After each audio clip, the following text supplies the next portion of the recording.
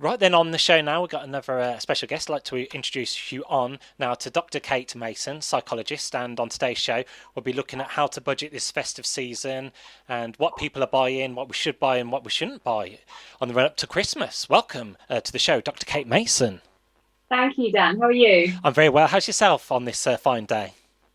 Not too bad, not too bad at all. Just enjoying the sunshine while it lasts. It's That's nice good. down here today. Wonderful. And our topic today may be a little bit of a sore talking point, but has to be addressed. And first question, I'm going to fire straight into you on today's segment. When we buy loved close ones Christmas presents, can we decipher by their facial expressions, mannerisms, if the person opening up the gift is pleased or not so pleased? It depends how good they are at faking it, I guess, if they're not so pleased. That's a really good question. So, yeah, I think sometimes you go with your gut. If you know that person well, you know their sort of subtle facial expressions or their behaviour and that sort of thing that makes you think, oh, maybe I haven't quite got it right this year. So I think this year more than any, it's going to be really important to put that bit of thought in and make sure that we all buy some gifts for each other, let them know that we are appreciative of what they've all done, and just make it that little bit more personal, I think, this year. Okay, and on to the next question. The old cliche with men is that they always receive socks and toiletries such as body wash and deodorant. However, you can never get enough socks, really, with the odd one getting lost in the washing machine. What is the old cliche with the opposite sex, women? What are the kind of general presents they always seem to receive this time of year? Well, actually, a company called Vistaprint, who make some great personalised gifts and things, they've rather helpfully carried out a survey for us to show where people are heading with gifts this year. And it turns out, just what you were saying there, that there are some goers and no-goers this year to choosing the right gifts, particularly if you're taking part in something like Secret Santa. So topping the list of the most cliched and re-giftable Christmas presents are things like boxes of smellies, scented candles, empty picture frames, boxes of chocolates, things like that, really, that I guess anyone can buy. And quite often they are re-gifted. I actually did once receive a box of chocolates for a Christmas present, and the sell by had been in September. So I know that had been re-gifted. So that was you never get caught out on that one. So I think people now are moving more towards making something personalised. So things like personalised calendars.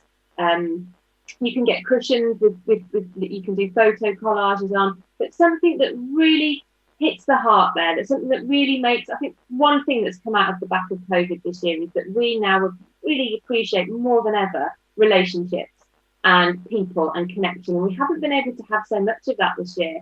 So why not do it with a gift that's just super personal, that was really going to bring a smile to those people's faces? Yes, like if a dear one or a close one knits you a scarf, that touches the hearts, doesn't it?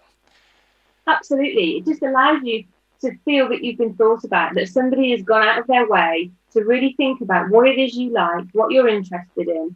And even if you were to do one of these secret Santas at work, where you get like a certain price limit and you have to go and buy something, if you pull out for somebody that you don't know, then you can do some homework around them. You can go and ask that colleague, a friend of theirs, and find out, what do they like, what do they enjoy doing, and try and tailor it that way.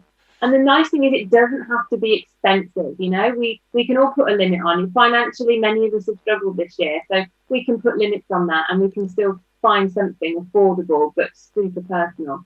That's very nice. Going to flip side it kind of on the other side now, and you mentioned empty picture frames, including scented candles.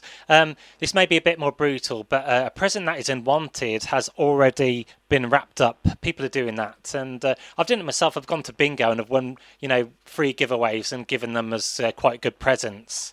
At the end of the day, isn't it the thought what counts? Yeah, absolutely, and Mm. it is the thought that counts. And if, I mean, it's brilliant as well if it's a present that you have been gifted that is that somebody else would appreciate, given obviously financial situations at the moment. It is the thought, but Mm. actually what people have found is that I think it was in the survey said that 65% of people said they're going to be putting more effort in this year over any other year, and 55%, so just over half of us are saying we would prefer something more personalised, so something that we can't re-gift. That's good. And what's your take on gift vouchers, tokens? Do you think with people leading hectic lives, they got doing working more hours, do they do the job with the recipient? They can just spend like the tokens on what they like. I think that's a perfectly reasonable option. It's a really good idea. I think if you get sort of a generalised kind of voucher, again, you can be more thoughtful with your vouchers. You can go really specific, and sort of give a gift voucher for a particular place or a particular sort of experience that somebody enjoys or something. So again, not going so generic, but kind of bringing it in and just making it really personal, I think, and personalised to what you know they like. That's true. Like you could get a lot of gift vouchers now for outdoor pursuits. I think my dad, I gifted a hot air balloon to my dad actually, and we had a great time.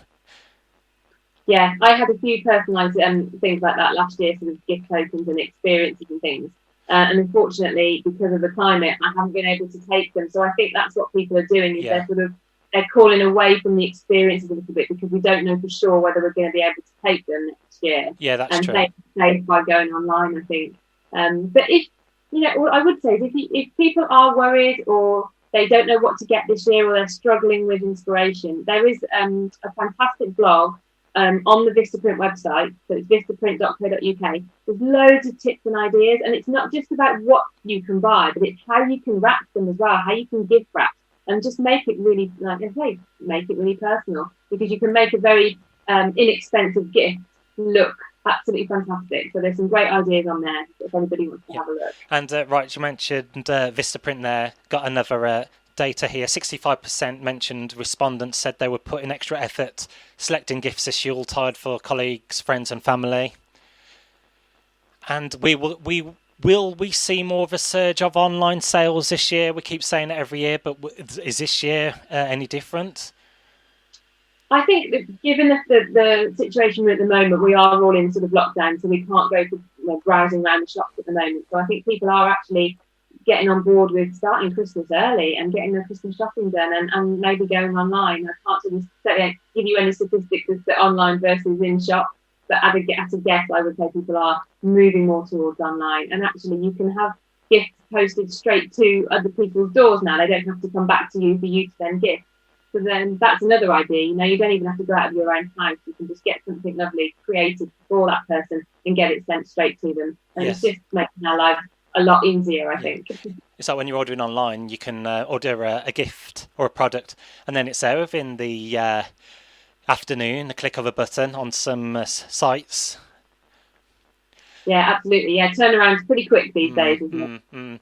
And finally, 10% claim they'll be presenting to key workers as a token of their service for 2020 with what's happening at the world this year.